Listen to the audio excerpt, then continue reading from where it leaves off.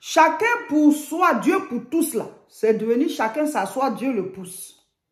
Chacun pour soi, Dieu pour tous là. Maintenant, ça s'est transformé. C'est devenu chacun s'assoit, Dieu le pousse. Tu dois t'asseoir pour que Dieu te pousse. Tu dois étudier pour que devant la feuille, Dieu te rappelle ça. Tu dois lire la Bible, tu dois écouter les enseignements pour que devant la situation, Dieu te le rappelle. Mon frère, ma soeur, tu dois mettre la sémence en terre pour que Dieu fasse pousser, pour qu'il fasse germer. Toi-même, tu dois aller chercher du travail pour que Dieu puisse toucher les cœurs des gens. Tu dois aller composer pour que Dieu puisse te donner le résultat favorable. Tu dois d'abord faire ta demande pour que Dieu touche les cœurs des gens, pour qu'il puisse t'appeler et te dire que ta demande, la demande que tu as faite, elle est favorable. Dieu fait le surnaturel, mais il faut d'abord un naturel. C'est sur ça que le surnaturel se pose. Toi, tu fais le naturel et Dieu fait le surnaturel. Écoute-moi. L'homme fait le naturel et Dieu fait le surnaturel. L'homme fait l'ordinaire et Dieu fait l'extraordinaire. L'homme fait le physique, Dieu fait le spirituel. On fait le possible, lui fait l'impossible. Dieu, c'est lui qui fait l'impossible. Débarrassez-vous de la paresse. Débarrassez-vous de la procrastination. Débarrassez-vous de la négligence. Levez-vous, peuple de Dieu. Dieu t'a donné un champ, tu dois aller le cultiver. Dieu t'a donné des projets, il faut te lever pour poser des actes. On prie et on sort. On prie et on agit. On prie, on pose des actes. Mais si tu veux t'arrêter qu'à la prière, il n'aura pas de résultat. Si tu veux aussi agir sans prier, ben tes efforts peuvent être multipliés par 0. On a vu le cas de Pierre. Il a pêché toute la nuit, il n'a pas eu de poisson. Ce n'est pas parce que quelqu'un travaille qu'il aura forcément des résultats. Hein. Tu peux être très fort et puis tu n'avances pas. Tu peux même avoir tous tes diplômes et puis tu ne travailles pas. Tu peux être le premier de la classe et puis tu échoues à ton examen. Tu peux être très fort et puis tu n'as pas de club. Ou alors tu es dans le club, mais on ne te sélectionne jamais. Tu es toujours assis sur le banc de touche là-bas. Les gens sont en train de jouer. Ou bien vous êtes plusieurs à ton poste, mais toi, on ne va jamais te mettre, tu vas jamais être parmi les entrants. Tu es toujours assis pour attendre au cas où quelque chose arrive à quelqu'un ou bien au cas où quelqu'un est fatigué. Mon frère, ma soeur, c'est Dieu qui ouvre les portes. C'est lui qui touche les cœurs. C'est lui qui incline les cœurs des rois. C'est lui qui appelle à l'existence les choses qui n'existent pas. Associons-nous à Dieu pour agir. Travaillons main dans la main avec le Seigneur. Quelle que soit l'activité que tu fais, si tu associes Dieu, tu auras ton résultat dans ton activité là. Dieu va bénir ça. Joseph était esclave dans la maison de Potiphar, mais la main de Dieu était avec Joseph. La prospérité l'accompagnait. Dans l'affaire d'esclave, on l'a établi. Il s'est retrouvé en prison parce que Madame Potiphar voulait coucher avec lui, il a refusé. Il dit, il ne peut pas aller contre la loi de son Dieu. Mais dans la prison, là, il était le chef des prisonniers. Quel que soit où tu es, si la main de Dieu est avec toi, il va toujours te positionner. Mais toi, il y a des actes que tu dois faire. Il y a des choses que toi, tu dois faire. Il y a des actes que tu dois poser. Jésus a dit, mettez l'eau dans les vases. C'est quand ils ont mis l'eau dans les vases que lui, Jésus, il a transformé l'eau en vin. Il a dit, ôtez la pierre. C'est quand ils ont ôté la pierre que lui, Jésus, il a ressuscité Lazare. Mon frère, ma soeur, toi, tu dois faire le naturel pour que Dieu fasse le surnaturel. Toi, tu dois faire l'ordinaire pour que Dieu fasse l'extraordinaire. Toi, tu dois faire le physique pour que Dieu fasse le spirituel. La Bible dit, Dieu a créé l'homme et nous avons un aspect physique et un aspect spirituel. Dieu a pris la poussière, il a fait un corps, il a soufflé dans ses narines un souffle de vie et l'homme est devenu une âme vivante. Donc nous avons un physique et nous avons l'aspect spirituel, l'esprit qui est en nous. Donc, dans la vie de tous les jours, il faut que le spirituel soit dégagé. Mais tu dois poser des actes physiques. C'est pour ça qu'on doit prier et agir. Prier et agir. Prier et agir. Quand tu pries, Dieu te donne la direction. Là où il faut jeter le filet. Quand tu pries, Dieu te donne des idées. Ce qu'il faut faire. Quand tu pries, Dieu te donne la force. Parce que tu peux avoir des idées et tu as la paresse. Ou alors tu es malade. Ou alors tu n'es pas motivé. Dieu produit en nous le vouloir et le faire. Dieu nous donne du succès dans nos activités. Dieu nous fait accompagner par la prospérité. Il faut associer les deux. Le naturel et le surnaturel. Mais le naturel, c'est toi. Dieu, il fait le surnaturel. C'est pour ça qu'on a dit surnaturel divin. Mon frère, ma soeur, tu dois te lever et poser des actes. Si tu n'as pas mis l'eau dans les vases, qu'est-ce que Dieu va transformer en vin? Si tu n'as pas mis des semences en terre, qu'est-ce que Dieu va faire pousser? Si tu n'as pas déposé tes dossiers quelque part, qu'est-ce que Dieu va amener les gens à regarder pour t'appeler, pour te donner un poste? Si tu ne t'es pas levé pour aller faire ton champ, s'il pleut, ça va tomber dans quoi? Mon frère, ma soeur, tu pries, mais tu dois agir. Notre slogan, c'est prière et action. Prière et action. Prière et action. Il y a des choses que Dieu peut faire, mais il y a des choses que toi, tu dois faire. Jean 21, à partir du verset 4.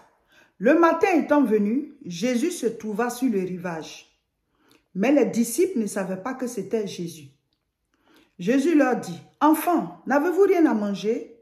Ils lui répondirent, « Non. » Verset 6, il leur dit, « Jetez le filet du côté droit de la barque et vous trouverez. » Ils le jetèrent donc et ils ne pouvaient plus le retirer à cause de la grande quantité de poissons. Amen. Mes frères, mes sœurs, nous sommes en train de parler du surnaturel divin. Mais le surnaturel divin, ce n'est pas qu'on devient des rêveurs, on est dans un autre monde, on est comme des gens qui ont disjoncté, ce n'est pas ça. Nous marchons avec Dieu. Nous sommes réels, nous sommes avec les êtres humains dans le monde réel, mais nous avons une main surnaturelle qui nous accompagne et qui nous donne des résultats au-delà de nos efforts. C'est ça le surnaturel divin. Donc tu es béni, les portes s'ouvrent, tu sens qu'il y a quelque chose d'autre qui agit au-delà de toi-même. C'est ça. Et donc, on est maintenant au niveau où on dit, il faut que Dieu nous donne la direction, qu'il nous donne la force, qu'il nous amène à poser des actes qui vont nous donner des résultats pour que nous soyons des hommes d'impact, des femmes d'impact, qu'on puisse réussir nos destinées. Le surnaturel divin dans nos activités. Dieu doit te donner la direction. Ici, le Seigneur a donné la direction aux disciples. Ils n'avaient rien à manger. Ils ont pêché encore, ils n'ont pas eu de poisson. Jésus leur a dit, jetez les filets du côté droit. Ça veut dire quoi? Quels que soient les actes que tu vas aller poser, si c'est un travail, si c'est une activité, en tout cas avant de commencer, tu dois prier pour que Dieu te dise comment gérer cette affaire, comment faire pour cette telle activité, comment faire. En tout cas, Jésus doit te diriger dans ton travail, dans ton commerce, dans tes études, en tout. Il a dit, jetez le filet du côté droit. Dieu doit te donner la direction. Alors, ici, quand Jésus a dit, jetez le filet du côté droit de la barque, est-ce que c'est lui, Jésus, qui a jeté le filet là? Non. Lui, il a donné la direction. Quand vous allez prier pour confier vos activités à Dieu, il va vous diriger. Il va vous donner une certaine direction. Il va vous donner, voilà, des directives. Mais ce n'est pas lui qui va venir le faire, c'est vous. Dieu te dirige, mais c'est toi qui dois jeter ton filet. Dieu te dirige, mais c'est toi qui dois mettre ta graine en terre.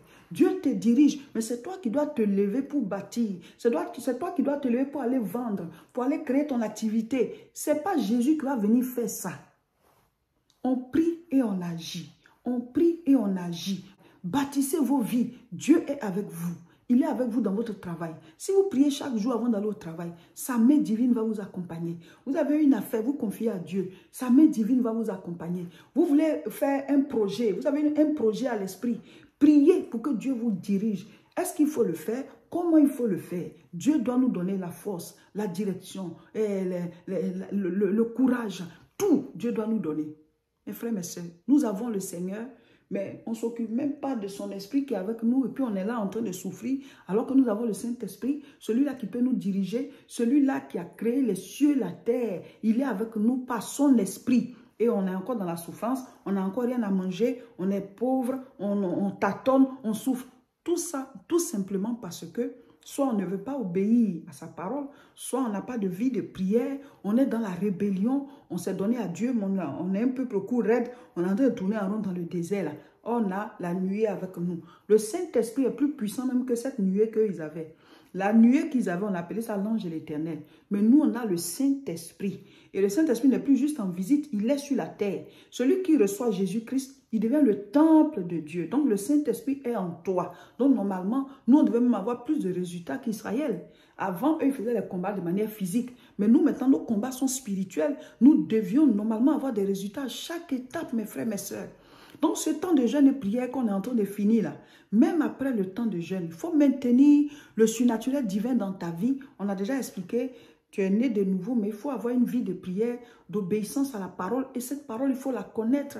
Chaque jour, reçois ton pain quotidien pour que Dieu te donne la force pour pouvoir marcher dans ses lois. Parce que ce n'est pas par nos propres forces qu'on arrive à obéir à la parole. Ce n'est ni par la force, ni par l'intelligence, mais c'est par l'Esprit de Dieu. Et chaque jour, écoute Dieu pour pouvoir poser des actes. Il va te donner des idées, il va te donner la direction, il va te donner la force, il va chasser l'échec, la malédiction, tout ça, parce que sa présence est spirituelle, sa présence est surnaturelle. Donc tout ce qui est naturel se soumet à sa présence. Et tu vas évoluer, tu vas prospérer, tu vas écrire ton histoire comme tous ceux qui ont écrit leur histoire avec Dieu dans la Bible. Ah oui, chers frères et sœurs, nous sommes en train d'aller allègrement à la fin de ce temps de jeûne et prière. Il ne nous reste plus qu'un seul jour, mais c'est tellement fort, c'est tellement glorieux. On a même oublié qu'on ne mange pas au cours de la journée, on est nourri, on est dans la présence de Dieu et on est en train d'appeler à l'existence les bénédictions, le surnaturel, mais en même temps, nous devons poser des actes, nous devons agir tous les jours et chacun de nous va voir ses résultats. Le Seigneur va exaucer vos prières. Il y en a pour qui il a déjà commencé à exaucer, même si c'est un, c'est deux, mais il va tout exaucer. Et même si le jeûne finit, il faut continuer de prier pour ces sujets-là. C'est comme ça. On doit crier à Dieu jusqu'à exaucement. Mais même s'il n'a pas encore exaucé, ça ne veut pas dire qu'il n'exaucera pas. Voilà. Et nous avons dit, pour déclencher les finances dans vos vies, vous devez appliquer les lois des finances du royaume dans vos finances. Honorez le Seigneur avec vos offrandes et avec les prémices, c'est-à-dire la dîme de vos revenus. Nous avons fait ce temps de prière, nous sommes encore dedans. Chacun de nous doit préparer une offrande d'action de grâce abondante. Nous sommes dans le 3e jeûne des bâtisseurs. Cette année est une année pour bâtir. Tu dois d'abord bâtir spirituellement tes finances par tes offrandes, tes actions de grâce. Et Dieu va déclencher le surnaturel dans tes finances, dans ta bénédiction, au niveau de ton salaire. Il y a des finances qui sont bloquées. Il y a des choses auxquelles vous avez droit. Voilà, puis on les a bloquées, ça ne vient pas. Mais pas de ces genres d'offrandes-là, ça débloque. Et puis, ce que tu as donné même n'est rien auprès de ce qui a été débloqué. Ou alors, d'autres, par leurs offrandes, ils peuvent mettre fin à un projet de mort sur leur vie. C'est comme ça. Tu coupes, tu jettes, comme Séphora a fait, pour racheter la vie de Moïse par rapport à quelque chose qui réclamait Moïse. Il y a des choses là. Mon frère, ma soeur, il y a trop de mystères dans la parole de Dieu. Quand on dit mystère, ce n'est pas que c'est mystérieux, mais ce sont des révélations qu'il faut avoir et bâcher en fonction. Et la porte s'ouvre pour toi dans ce domaine-là. C'est comme ça.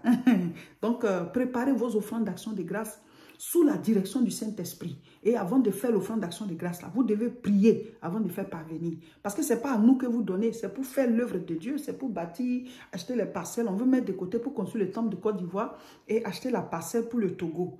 Donc, quand vous faites venir comme ça, priez dessus d'abord parce que c'est pour l'œuvre de Dieu. Et ce sera une alliance entre vous et Dieu de génération en génération. Posons des actes de manière physique pour que Dieu puisse bénir et qu'on ait des résultats. Nous, on fait le naturel, Dieu fait le surnaturel. On fait l'ordinaire, lui fait l'extraordinaire. On fait le physique, il fait le spirituel. On fait le possible, lui fait l'impossible. Dieu, c'est lui qui fait l'impossible. Alléluia! Soyez bénis, cher peuple de Dieu. Soyez bénis.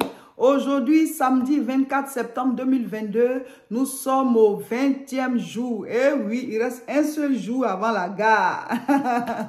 Donc, on est content, on est dans la joie.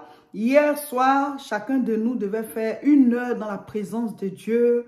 Un temps où on dit au Seigneur, bénis-moi, bénis-moi, bénis-moi, bénis-moi. Comme Jacob a dit à l'ange de l'Éternel, bénis-moi. Dieu peut te bénir, Dieu peut ouvrir les portes, Dieu peut briser les jougs de la pauvreté, de la misère. Nous sommes sur la terre, nous avons rencontré le Seigneur, ça garantit notre éternité, mais pendant que nous sommes là, nous devons entrer dans notre destinée. Nous devons prospérer à tous égards, car la Bible dit que Dieu nous a envoyés sur terre pour sa gloire. Nous devons refléter la gloire de Dieu. Donc, pendant qu'on est là, on doit être béni, on doit être prospère, on doit être dans les grâces du Seigneur. Amen. On doit représenter Dieu sur la terre. Aujourd'hui, samedi 24 septembre 2022, nous sommes au 20e jour de notre temps de jeûne et prière. Le sujet de prière d'aujourd'hui est « Seigneur, révèle-toi à moi. Donne-moi des idées, la force, le courage, la direction au nom de Jésus. » Seigneur, révèle-toi à moi. Donne-moi des idées, la force, le courage, la direction au nom de Jésus. Aujourd'hui, nous lisons 3 Jean. 3e épître de Jean, c'est un seul chapitre. 3 Jean, chapitre 1, voilà, c'est un seul chapitre, verset 1. L'ancien Agaius, le bien-aimé que j'aime dans la vérité. Bien-aimé, je souhaite que tu prospères à tous égards et sois en bonne santé comme prospère l'état de ton âme. Ça même déjà, c'est un enseignement. Plus ton âme prospère, plus tu prospères à tous égards. Plus ton âme prospère, plus tu prospères à tous égards. Donc, ce temps que nous avons passé dans la présence de Dieu, qui a nourri notre âme, notre intérieur, nous allons prospérer à tous égards, au niveau de notre santé et partout autour de nous, dans les différentes activités que nous faisons et dans les différents domaines de nos vies. Donc, continuez de prospérer à tous égards. Même quand le jeûne va finir, vous-même choisissez des passages bibliques que vous allez lire chaque jour, maintenez le rythme. Priez chaque jour dans la journée, dans la soirée, dans la journée, dans la soirée. Maintenez, vous allez voir vos vies là. Vous allez avancer comme ça avec le surnaturel divin tous les jours. Vous allez prospérer à tous égards comme prospère l'état de votre âme. Et nous allons laisser passer le mois d'octobre. Début novembre, on commence un autre programme qu'on appelle Haute Tension Spirituelle, 3 mois. Novembre, décembre et janvier. Et le prochain jeûne, c'est en janvier. Nous, on fait 3 mois où on mange. Chacun peut jeûner une fois par semaine, ça dépend de lui. Mais 3 mois, on mange. 4e mois, on est en jeûne. C'est comme ça. Nos ventres là sont consacrés à Dieu. Nos ventres même savent. C'est comme ça. Donc, on continue. Il reste quelques heures pour finir ce jeûne-là. La gare, c'est demain, dimanche 25, à partir de 18 h. Bravo, bravo, bravo. Félicitations. C'est jusqu'à la gare.